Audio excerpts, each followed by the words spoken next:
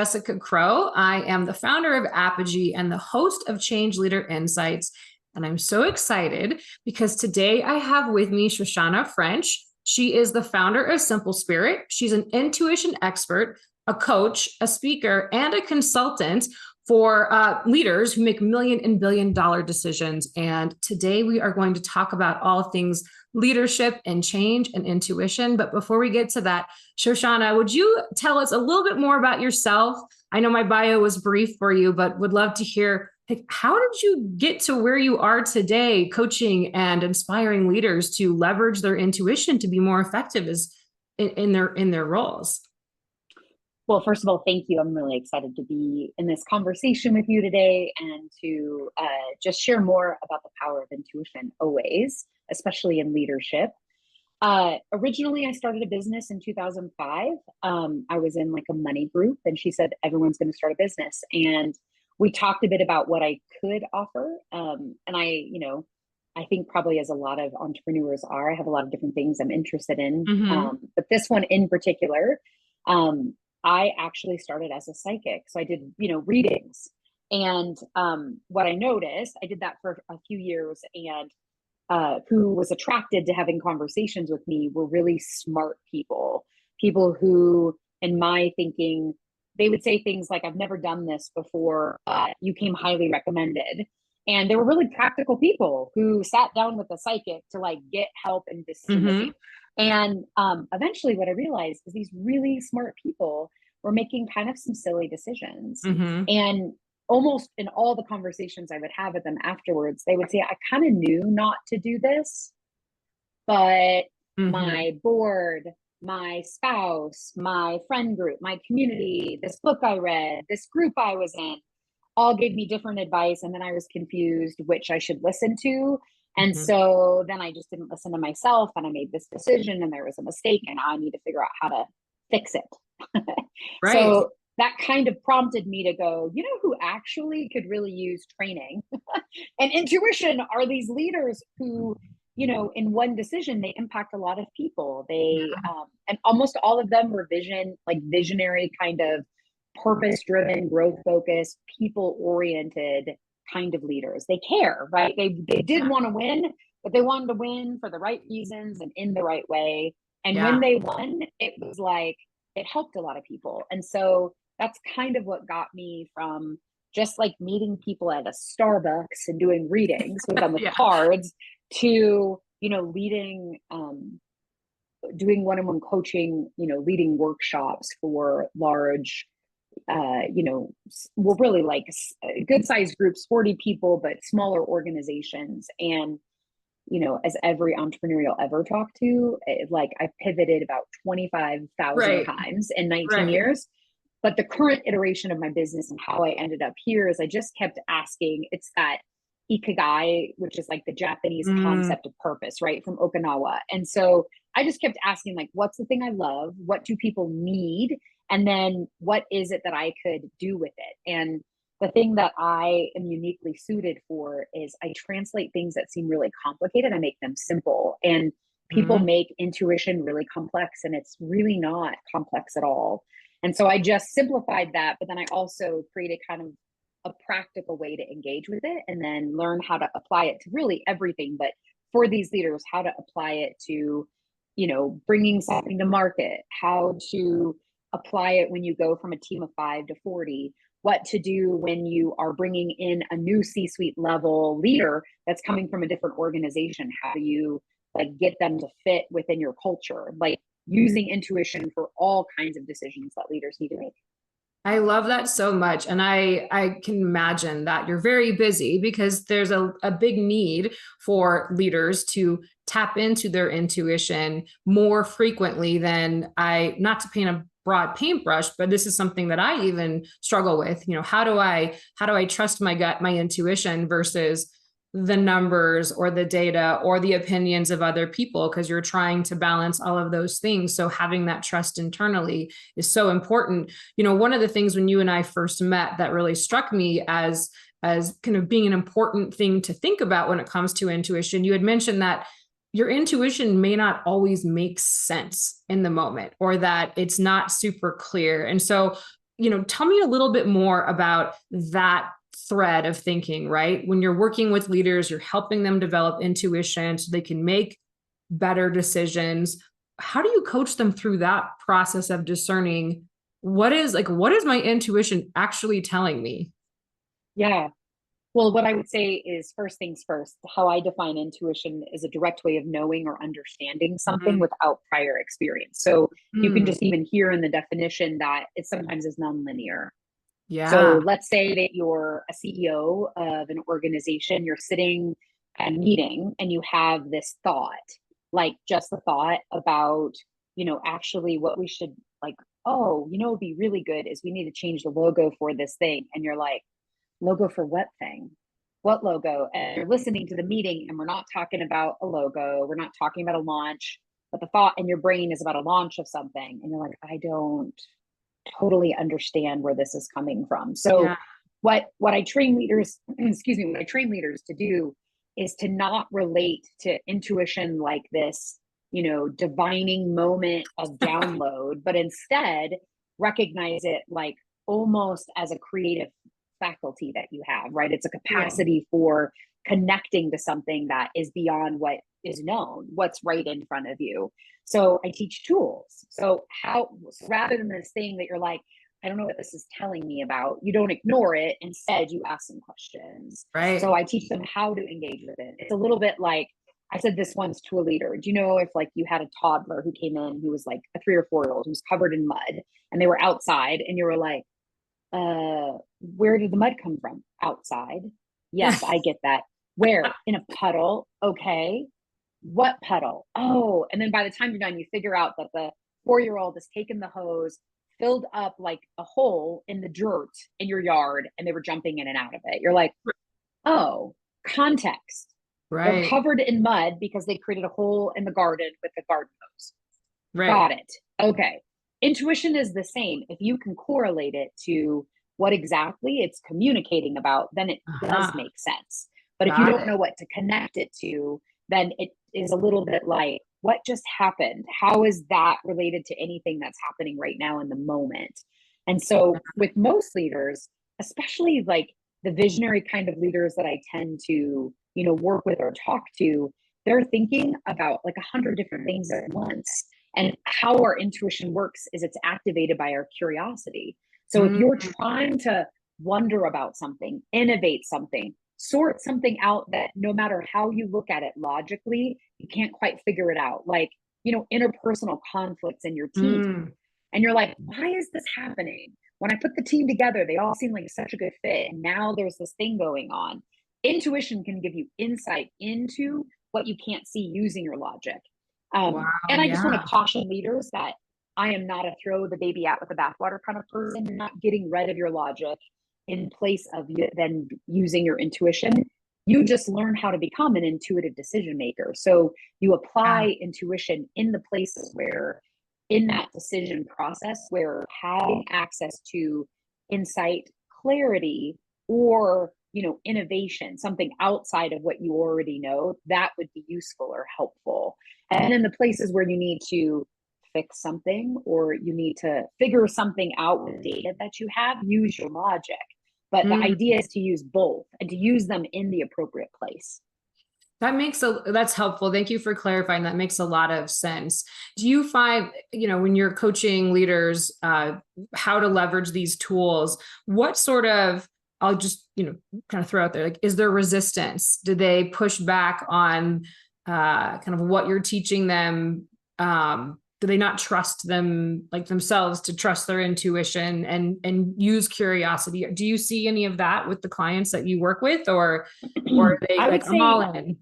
no, I mean, all resistance. We all have resistance. So, of course, Yeah. resistance at some point comes up, whether it's in the beginning because I'm asking them to do something in a totally new way that goes almost like counterproductive to what if these are highly successful leaders, part of what I'm asking them to do is to regularly pause before they Yeah. make a decision. And that Yeah. for some is like, boop, they really get, that's where the resistance shows up.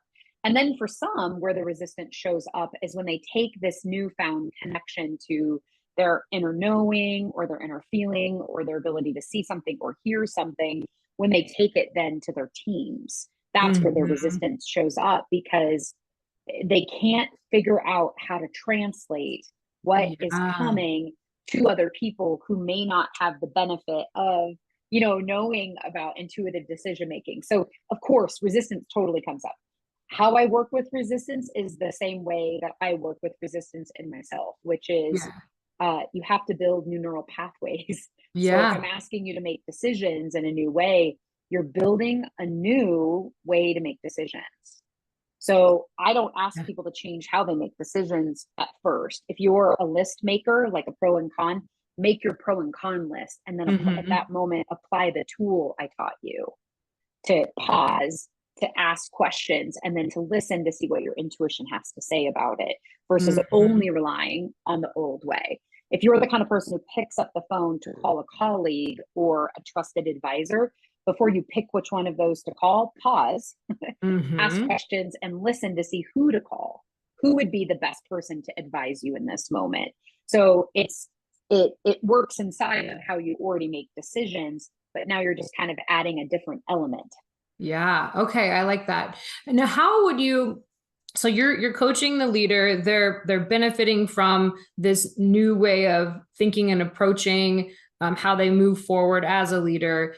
You mentioned that there might be resistance from the team who don't have the benefit of working with you directly. So how can we sort of scale what you're describing to a team that the leader is asking to do something differently that they aren't quite able to articulate because they are using their intuition as well as their logic? How do you kind of bridge the gap there? Well, it all depends on the team size, where the leader fits sort of in the organization. If they're, Mm-hmm. if they're a director versus if they're a C-suite level, it just all Mm-hmm. depends. So, quite often what happens is I'll work with a leader and then they'll start the translation process and it's not going well.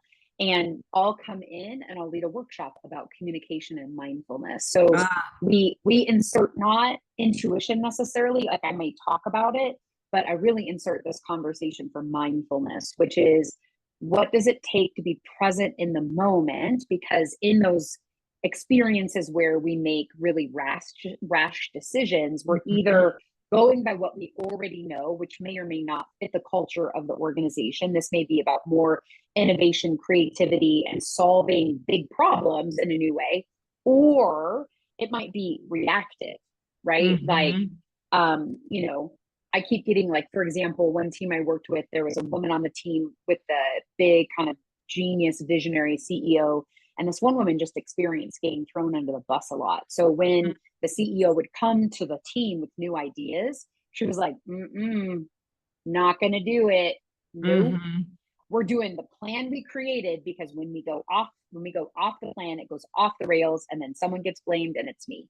And the only way that came up was during, the communication, the authentic communication for powerful leadership, the workshop I lead. So I led the workshop. She got to say that. And then the leader was, oh, okay, now, like, I got it. That makes sense. So she was Yeah. able to talk to everyone kind of at the same time and get everybody on the same page. Now, there are organizations where I work with the leader where I don't get brought in for, for this kind of workshop. And in those instances, mostly what I have them start to talk about is what I would call wellness. So Yeah. what's the wellness of the team, right? How are they feeling about the mission of the organization? What do they see as their part in the fulfilling of it? And how are you building collaboration versus how are you controlling outcome?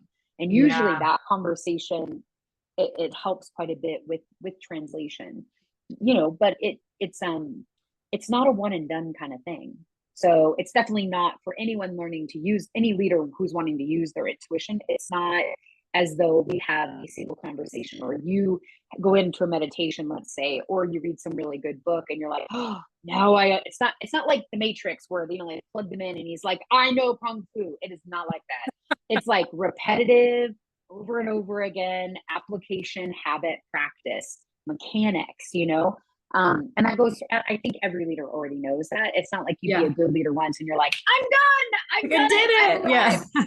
I've arrived. Well, so this makes a lot of sense. How can you, one of the things that comes up in organizations frequently is conflict, and conflict, you mentioned the scenario with the leader who got burned a lot. And so you created space for conversation that may have otherwise potentially been a conflict or just never brought up. But when it comes to making decisions and change and all of these things, there's going to be differences of opinions. How can we leverage our intuition in those moments with conflict? Well, I think the intuition part comes second. I think what comes first is changing the way we think about conflict. Got it. Okay. I think a lot of people view conflict as a problem. Now, that in and of itself isn't wrong, but if you think about how we relate to problems, we're trying to fix them. Right. Which in some organizations, to me, I've identified kind of the three ways that I've noticed that leaders show up when conflict is a problem. They show up as an avoider. So they change the subject and go, do we need to address this? Like, it seems like this is an aside. We really just need to focus on what's important. That's an avoiding. And what happens when you have a leader who's avoiding the conflict, people feel really kind of ignored, and the conflict doesn't get resolved. It actually just starts to fester, and it can become pretty big, and people lead teams and like that. I think some people try to be smoothers, which is like, can't we all just get along? And they try to do what I call translation between people, but really what they're trying to do is just like make it sound like we all agree, even though we don't. And then the last is you have the confronters. They're the ones that are like, we're not finishing this meeting until we address this. And all of those things are in the interest of fixing a conflict. Like, you want it to go away.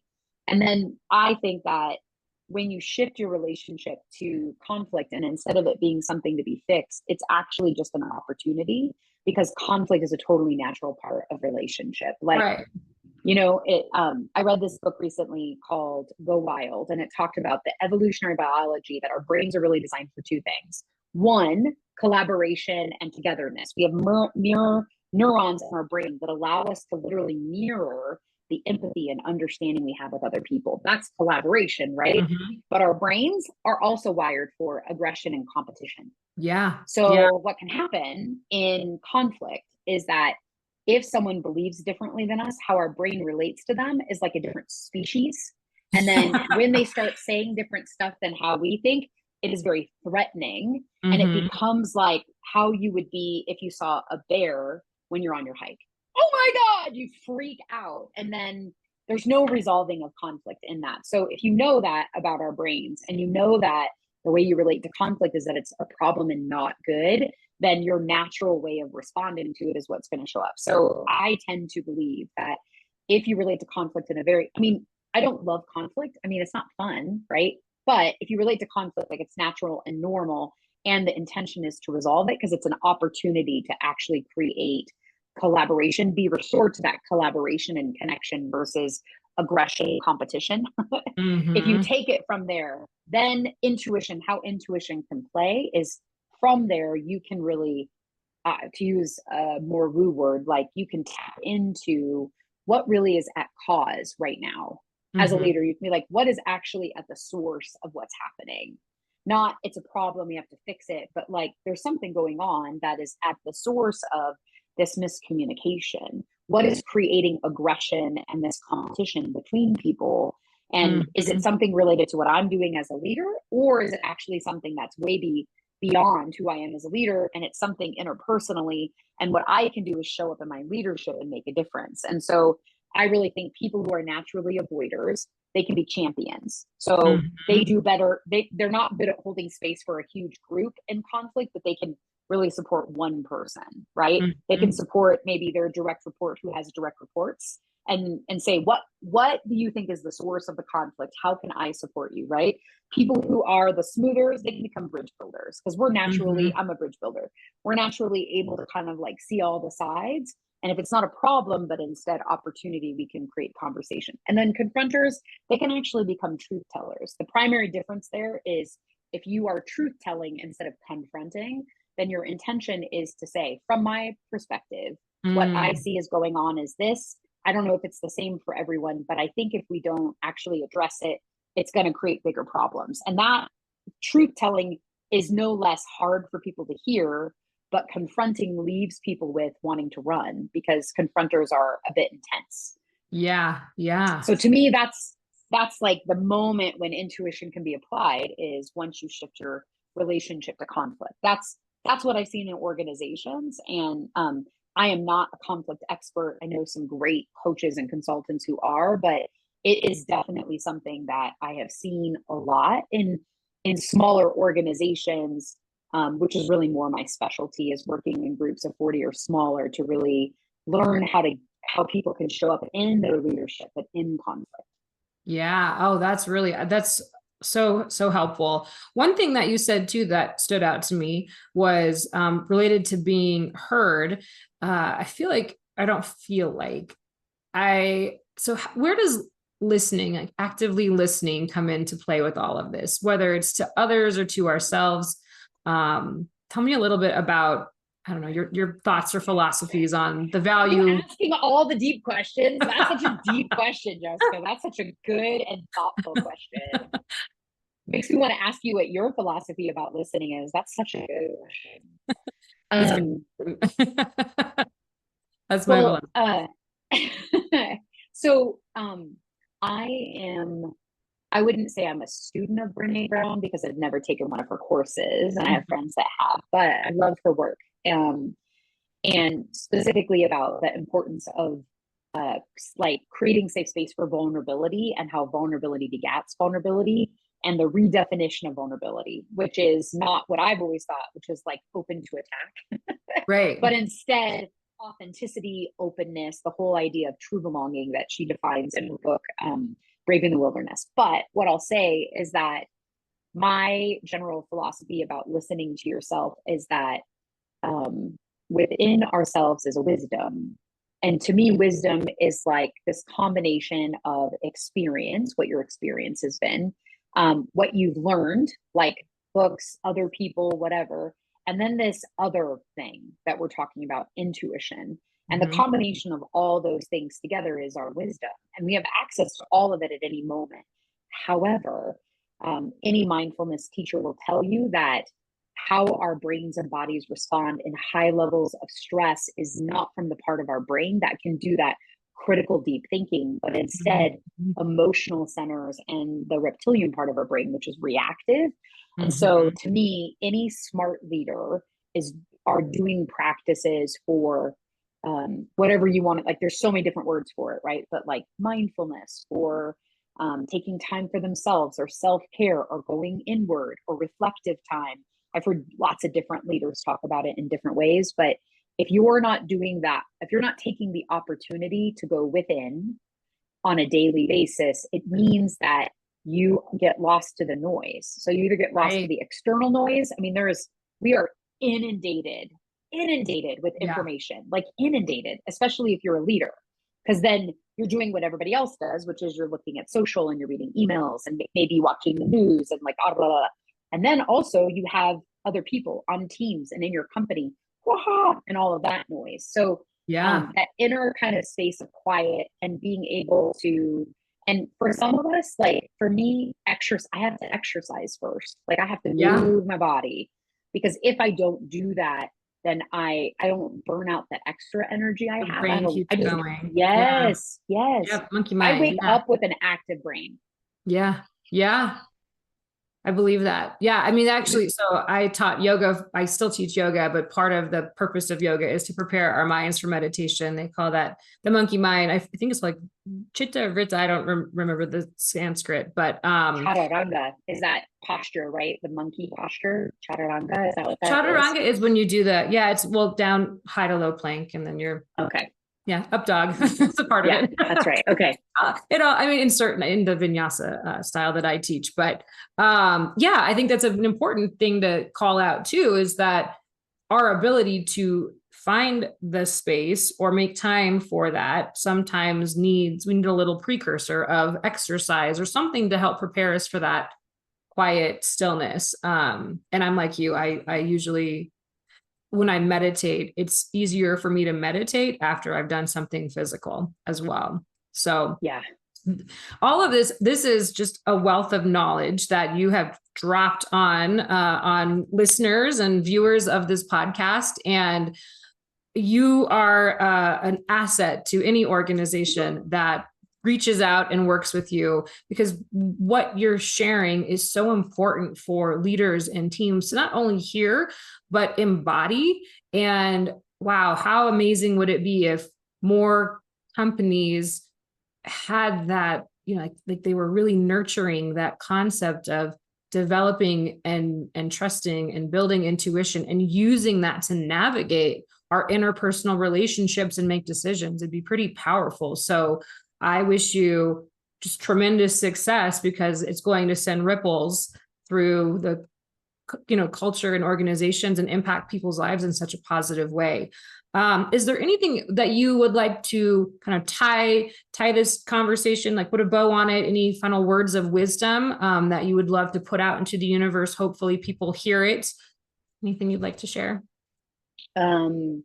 Kind of like 3 key points. One, you already have intuition. You're probably already using it and just don't know. So it's not about learning how to use your intuition, but it's a pathway of remembering. So tap in. You're already tapping in. Just learn how to recognize it. And that, if you go to my website, simplespirit.com, I have a test. It will kind of tell you how. It's a little quiz, tells you how your intuition works. Second point, if you are a leader and you find that you sometimes feel like you have to know everything and it feels scary to admit when you don't, I invite you to practice something which is a Zen Buddhist practice called beginner's mind.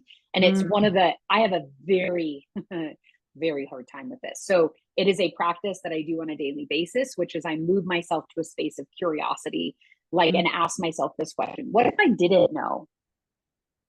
Like, what if I didn't know? Not like I don't know, but what if I didn't know? That is helpful.